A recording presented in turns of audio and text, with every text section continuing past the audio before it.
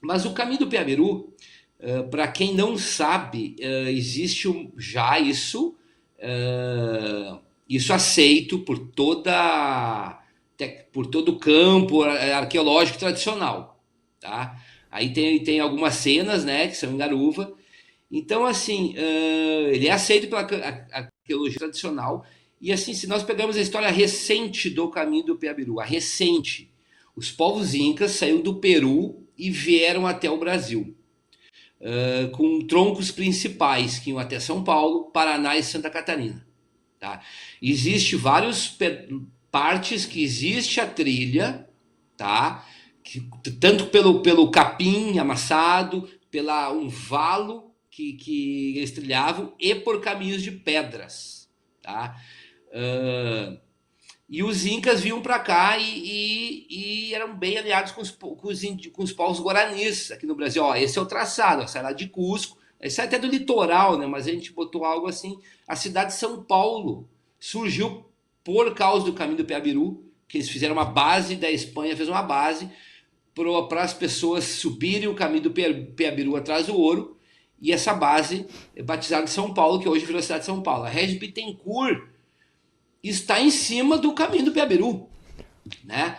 Então, assim, o caminho do Piabiru, ele é muito, para mim, é muito maior, mais sagrado, com mais história do que o caminho de Santiago de Compostela.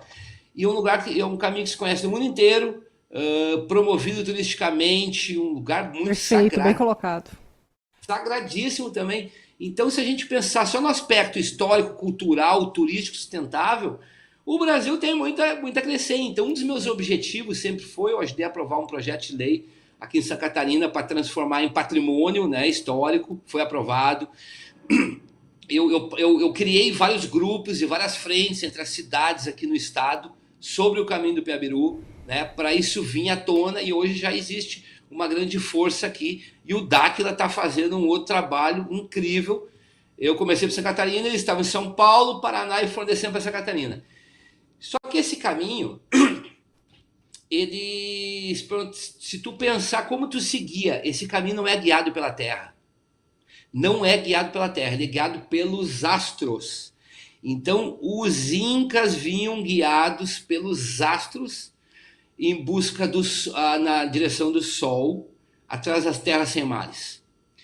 Eu sou ficcionado na cultura inca, ficcionado, né? Então, se a gente parar para pensar, é uma trilha com quase 4.000 quilômetros que atravessava de oceano a oceano, transcontinental, que eles demoravam, se estima, em média 90 dias. Nós demoraríamos 2 anos para trilhar isso, né?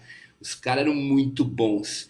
E se criou também uma rota comercial de troca e tal. Mas enfim, sagradíssimo com monumentos incas aqui no Brasil. O centro de São Paulo era totalmente inca e Piabiru. Só que assim, essa é a história tradicional. Só que a gente precisa ir mais além. Todos os caminhos pelo mundo, ou a maioria deles, a gente conta a história recente. Só que tem uma história antes disso. E antes do Piabiru, né? Uh, Antes do Piabiru, em 6 países aqui da América do Sul, tombado pela Unesco, né, reconhecido, existiu o caminho Capacnhã, uma rede viária com mais de 50.000 quilômetros, grande parte dela de pedra. As pessoas falam, pô, tinha um caminho romano, uma incrível obra. A gente tem na América isso, né? Mais de 50.000 quilômetros, né? E eu tenho uma suspeita que o Capacnhã vinha para o Brasil. Então, eu não tenho dúvida disso, não é uma suspeita, né? Eu não tenho dúvida disso. Eles não iam dar sole na América. Então, e antes do Capacnhã era o quê? Capacnhã não. Eu duvido que eles fizeram um caminho do nada. Existia um outro caminho. E antes desse outro caminho, então a gente começa a voltar para trás. Esse caminho é muito mais antigo que se imagina. Então, nas nossas pesquisas hoje, que se refere a Piabiru, e nós chamamos ele de Piabiru, né? Então, nossas pesquisas estão em cima, com equipamentos ali, com o Dáquila, né? Vai a campo, que hoje estamos indo junto, né? Com o LiDAR, que é um scanner a laser que tira a floresta, com o GPR, que é um scanner de solo, que detecta até 50 metros abaixo do solo que tem, e com helicóptero, com nossos drones, fazendo trilhas, com outra percepção de olhar, investigando essas rochas, né? A gente começou a achar outras evidências muito mais antigos que evidências indígenas e incas, né? Então a gente já está aprofundando e esse caminho se entranhava em toda a Amazônia. Então o que tem dentro da Amazônia nós imaginamos aqui das pesquisas, só que é inimaginável. E Santa Catarina aqui, tanto Paraná, São Paulo, né? O Dáquila tem sedes em cima da onde passava o Piabiru, né? Então a gente está ampliando os estudos não só como um caminho Inca. A gente está indo o máximo para trás que a gente consegue. Como o Dáquila faz um estudo profundo de Ratanabá, que eu hoje estou começando a me inteirar dele, porque a Ratanabá, linkando com os meus estudos, faz um link fantástico. Então a gente não está afirmando nada, mas a gente está aprofundando muito as pesquisas, né? E o Piabiru ele não deve ficar só pelo Brasil, ele se estende para o mundo, né? O Piabiru que a gente mais antigo. Eu lá conversando com o pessoal do DAC, a gente começa a conversar Piabiru, calma aí que virou uma bagunça aqui. A gente vai, nós como pesquisadores, vamos organizar isso aqui. Piabiru moderno e Piabiru antigo, ancestral, vamos chamar assim, né? Isso nas conversas entre pesquisadores lá, né? Porque quando a gente fala Piabiru aqui, tu cai na história tradicional, a gente vai falar dos Incas com os Guaranis aqui. E a gente aborda, tem uma outra percepção sobre o Piabiru, que ele é muito mais antigo, né? Então, a gente já vai ver algumas imagens aí. Porque assim, ó, para encerrar esse ciclo aqui, eu quero deixar tu fazer perguntas. O que acontece? Existe oratórias dos antigos povos sobre o Piabiru, sobre Santiago de Compostela e outras partes do mundo com a mesma narração, tá? Que uma pessoa com roupas longas, de cabelos compridos, de olhos azuis, que caminhava sobre as águas, ele teve em todos esses caminhos, em vários continentes do mundo, a mesma pessoa, a mesma narração, por civilizações diferentes que, pela história tradicional, não se conversavam. Mas é óbvio que lá atrás se conversava, grandes navegadores, enfim, que se chama Sumé, ou Zumé, ou São Tomé. Se nós falar Sumé, a gente pode linkar com Suméria, sumerianos. Se nós falar Zumé, eu não recordo muito bem ali a explicação para Zumé. E São Tomé, apóstolo de Cristo, né? Lembrando que apóstolos de Cristo, próprio Cristo, o que se explana em algumas religiões é diferente um pouco do que está escrito em livros antigos pelo mundo, né? Em livros sânscritos, védicos, o que está nos templos, né? E grandes livros antigos, né? Então cada um tem a sua percepção sobre Jesus Christ, né? Como diz, há mais ou menos 2000 anos atrás, um barbudo, cabeludo, de olhos claros, né? De tempos em tempos. Tudo que ele falou acontece. Pode ter sido negro, então a gente não sabe, né? Mas 2000 anos atrás, um cara aí falou umas verdades, né? Digamos assim. Então, assim, tem tanta coisa do Piabiru, essa riqueza que tem desde o sagrado, do ancestral, do conhecimento que eles andavam seguindo pelos céus. Porque aqui no Quiriri nós temos espelhos d'água, que são tipo, polia a pedra, fazia uma baciazinha na pedra, enchia d'água para olhar os astros ali, né? Então eles tinham um conhecimento astronômico incrível, mas incrível, um conhecimento em rochas incrível, em agricultura, né? E quando a arqueologia aborda aborda-se, tá, agricultura, beleza, tal, como é que eles caminhavam, não sei o quê. Vai muito além disso, porque os caras eles tinham um domínio ancestral de conhecimentos ancestrais absurdo, né? Sobre consciência, né? E honravam muito a Pachamama, né?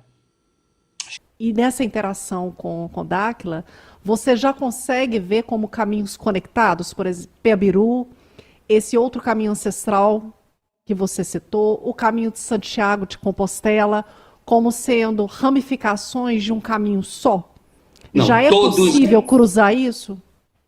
todos estão conectados, todos. Porque se São Tomé, após Cristo, Zumé, o Sumé, esteve em todos esses caminhos, isso Tem já que ter um responde. original, né? É assim, ó, eu só quero abordar aqui rapidamente um assunto, me espelhando em mim mesmo lá atrás, tá? Quando tinha uma parte minha mais cética, né? As pessoas perguntam muito, da onde é isso, não sei o quê, porque hoje uma pessoa que se forma na faculdade, faz um trabalho de conclusão, um mestrado, um doutorado, botou lá que lá é como se fosse encarado como uma verdade absoluta, um livro ou que se ensina nas faculdades, né? Só que a história contada, ela é em cima do ceticismo, ela é cética. Isso é fato, né? E até porque, como tu mesmo disse, ela não considera essa parte sagrada, mística, né? Que essa é a maior riqueza que tem para nós. Tipo, existe até uma guerra aqui em Santa Catarina entre historiadores, e eu não entro em guerra, porque cada um defende a sua versão. Eu chamo de versão, a sua. Outra palavra que me fugiu aqui, mas enfim, a sua teoria. O Sua caminho tese. passava por aqui, não, ele passava por ali, não, o cabeça de vaca, né? Subiu essa montanha, subiu eu vou até te falar nomes, ele subiu por Barra Velha, não, ele subiu por Garuva. Cara, assim, para mim, não interessa por onde um espanhol subiu, me desculpa, né? Eu não vou ficar aqui discutindo aonde o espanhol subiu, até porque eles vieram conquistar o nosso país. Eles, portugueses espanhóis, os espanhóis foram lá quando chegaram no Peru, eles aprisionaram, mataram muitos homens e crianças e aprisionaram mulheres, né? Então, cara, triste, tudo bem, nossa história, a gente precisa saber dela para aprender com erros, acertos, ok. Só que a história é outra. A história é sagrada, é isso que vai alimentar e nutrir o ser humano, né? Então, assim, quando se fala em Peabiru, na maioria dos livros, cara, se aborda, claro, os guaranis daqui, mas se aborda praticamente a história dos espanhóis. E, cara, a nossa história, desculpa, ela não é espanhol. Ela é indígena, ela é inca, porque eles trilhavam por aqui. Então, assim, eu só quero, para fazer sentido o que a gente está falando, porque a gente está aqui questionando a história tradicional, que eu respeito muito, eu não estou aqui falando mal de nenhuma outra percepção, mas nós temos a nossa também, eu acho que precisa ser respeitada. O que acontece? Aonde eu me embaso? As pessoas vão dizer, tá, tem toda a pesquisa científica, o que eu escuto muito de alguns profissionais, pô, eu estou aqui 5, 7 anos estudando uma faculdade, um arqueólogo, um antropólogo, um geólogo, e tu vem aqui e me questiona. Então vamos lá. Quando eu falei que nossa ciência só tem 300 anos, eu vou dar um exemplo, a ciência egípcia, ela foi milenar, e eles eram avançadíssimos, né? Então provavelmente eles lidavam até com energia taqueônica, né? Que a gente não está nem perto de chegar ali, né? Então existe ciência também nossa dos seres humanos que foram milenares, né? E assim, aonde eu me embaso? Vamos lá, livros antigos, né? Livros védicos, sânscritos, livros que têm todas as civilizações, astecas, maias, incas, pelo mundo inteiro. Uma referência para mim, Teosofia, de Helena Blavatsky, né? Sensacional.